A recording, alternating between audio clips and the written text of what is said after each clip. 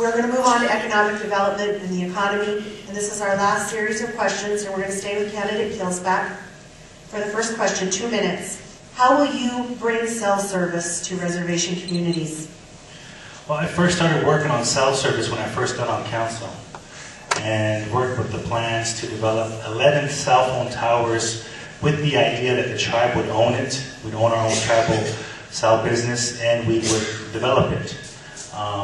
That, for the last 3 years, has been primarily based on debt financing that project. We've gotten it down to some 7 towers for maybe, I think, around $7 million now to provide a cell service. We know there's an emergency need. We know there's the economic development need because it's infrastructure.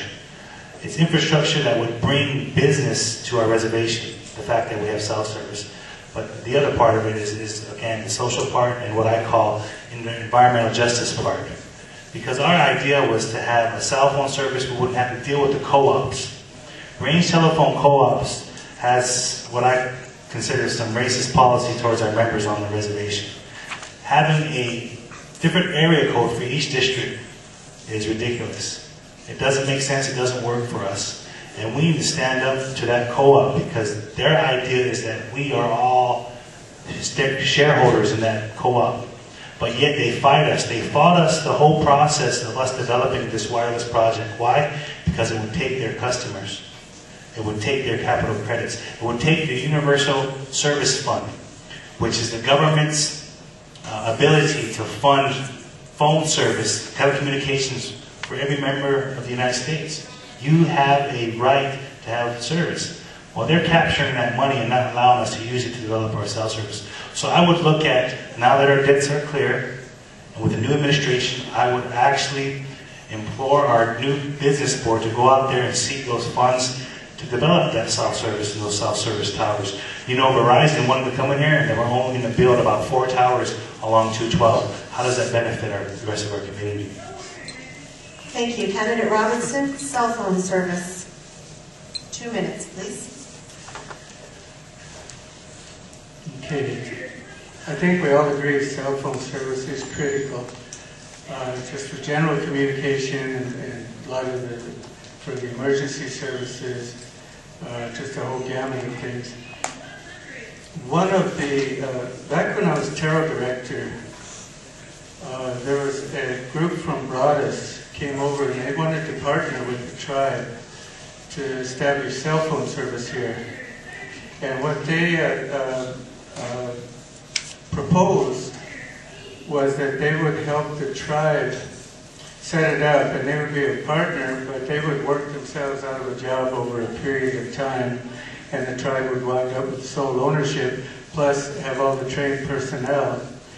The benefits are really good because this means that the government would be buying their cell service from us, the Bureau, the IHS, all the government employees, as well as all the individuals who live on this reservation.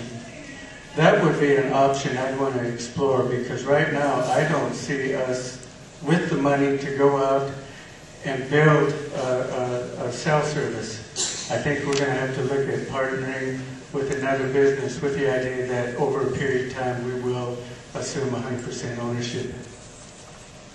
Thank you. Candidate Robinson, we'll stay with you for the next question. 2-minute response, please. Do you have specific ideas about appropriate, thoughtful, and sustainable economic development, and what would be your first step?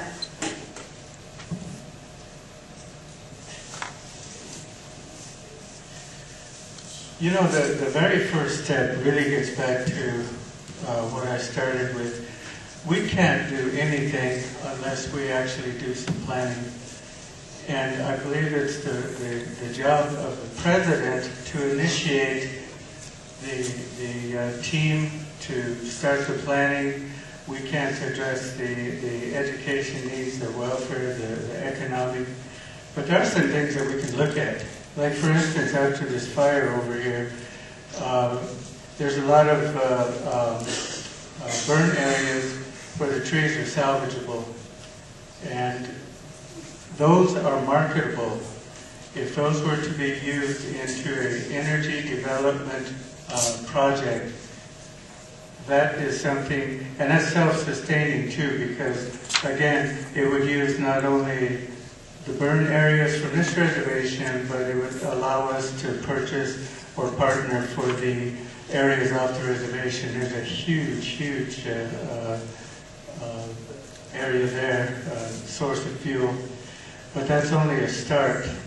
And then the sustainability, we have to look at our forestry practices. I think that our tribal forestry should be contracting more of the Bureau of Forestry Services with the idea of tree farming rather than for lumber mills and this type of thing. I think we need to look at energy and these type resources. Thank you. Candidate Killsback. Appropriate, thoughtful, and sustainable economic development and first step. I think the first step is going to be to allow this corporate charter to take its role.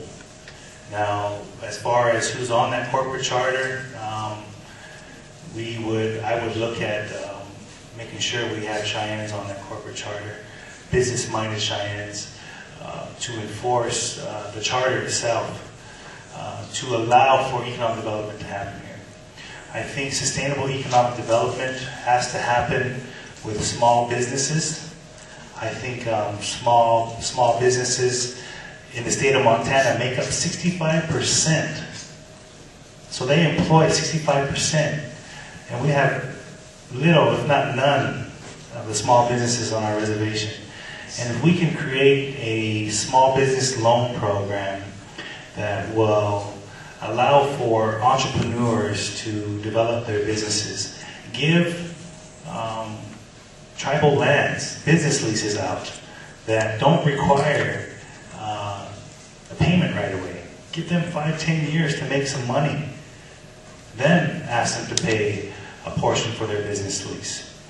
I think that could be sustaining in itself, that we can provide some goods and services locally, so we're not shipping our money to Walmart and Billings, or everybody's going to Coaster to buy groceries. I think we need that our own grocery store here, and I think with small business we can help.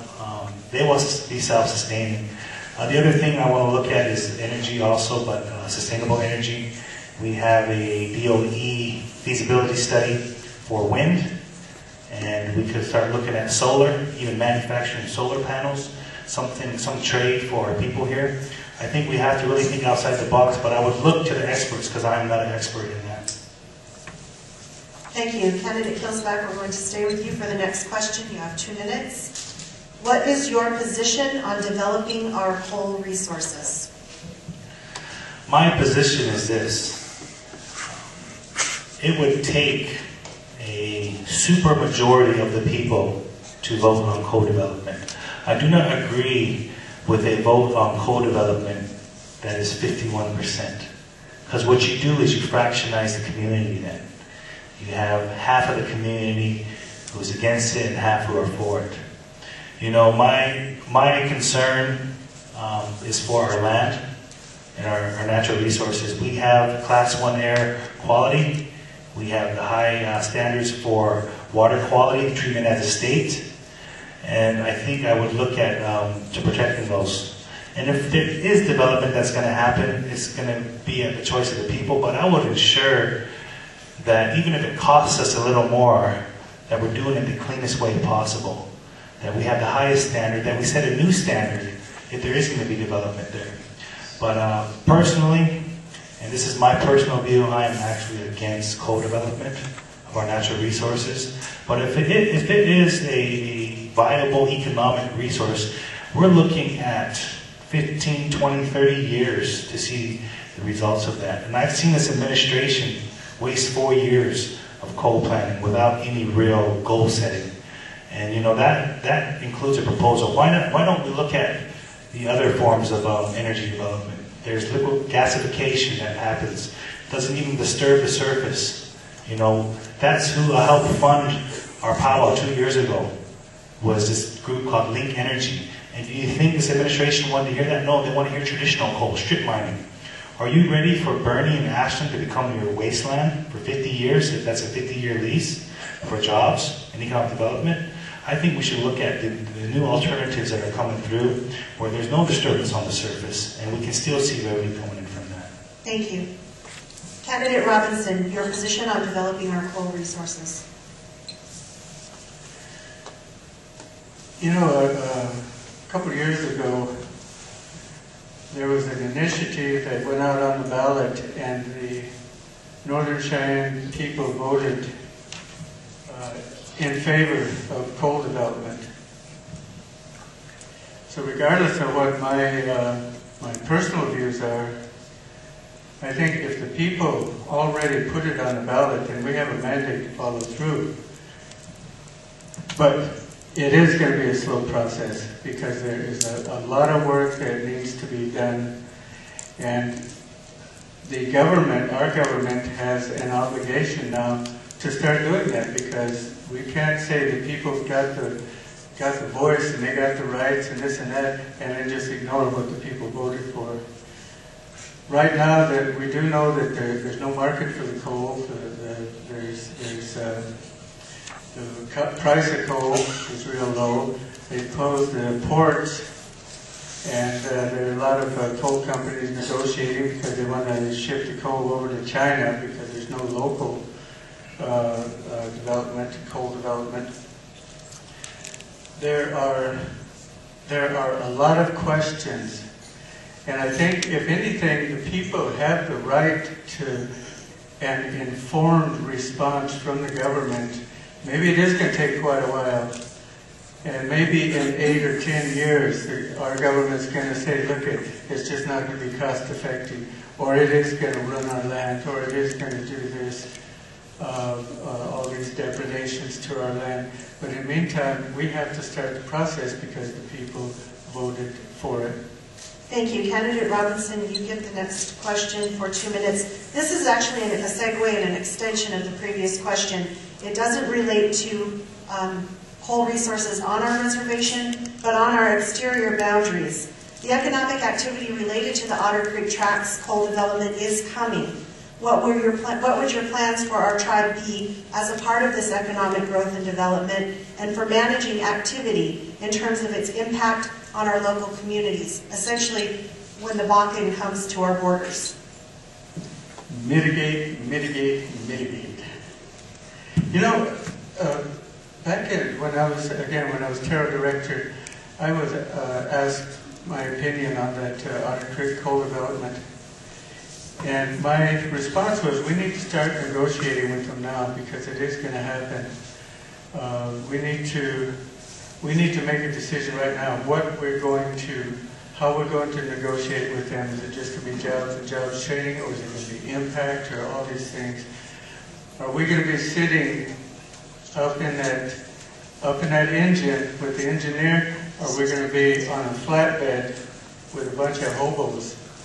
Well, this is going on now, and we still haven't had any viable negotiations with them. However, what we have to negotiate is our Class A air quality, our water, the impact, the social impact that's going to be on our tribe. They're going to have to assist us with the housing, I would think. I'd like to see some money set aside for this new Justice Center that we've been working on for 10 years. There's going to be a heck of an impact on our laws, enforcement of our laws. We need to put money into education because we want to start getting our kids, our youth, into these engineering positions that they can be hiring out there. We need to get people with the business degrees to learn how to run that business. And essentially help the Cheyenne people and help our families. Thank you. Candidate Killsback, exterior development of coal resources and impacts to our community. You know, we've been talking about this for about 2 years, and the Land Authority Committee has been doing some planning with that. And the idea that this is going to be the next boom town, Ashland. What are we going to do? How are we going to address that? Some of the comments that I remember were made were about starting to purchase land in Ashland, starting to develop businesses in Ashland, starting to promote business in Ashland with land we buy over there. You know, the other idea we should look at is Ashland becoming a town. And if Ashland becomes a town, we need to be a major player in that and having Indians sit in these seats of leadership, whether that's a mayor or a commissioner or these sheriffs over there, sheriff's positions. So I think that's an opportunity for us to look at. Economically, you know, Otter Creek settlement is about justice. It's about us making our reservation whole. And in order for them to continue on with their development, there's one thing that we have that's our, I guess you want to call it, wild card. And that's our cultural resources. And that's what we've been fighting for with Otter Creek right now, is the protection of our cultural resources surrounding that development. And that's going to be a major issue for us to bring up and get equity. Equity in the development there. And you know, I agree with what John's saying about the jobs. They can't just be janitor positions. They need to be administrative positions, executive positions. And we need to start looking at our tribal college to start looking at these types of skills we're going to need to employ over there. But I would strongly revisit the impact aid portion of Otter Creek. And if this bill gets through the Senate, I would ask for that $70 million back to be put on the bill. Okay, thank you. Candidate Robinson, please share with the audience your thoughts and strategies needed to increase infrastructure development.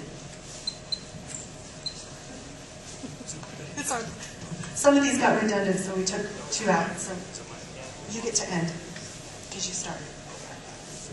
It is yours. Could you repeat the question? Share with the audience your thoughts and the strategies needed to increase infrastructure development.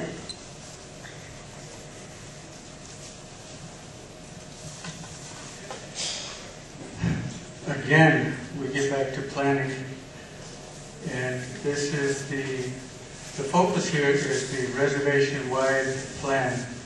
The reservation-wide plan is going to encompass land use. It's going to include health planning, education planning, healthcare planning, all of these things. All these different public safety is very important. So when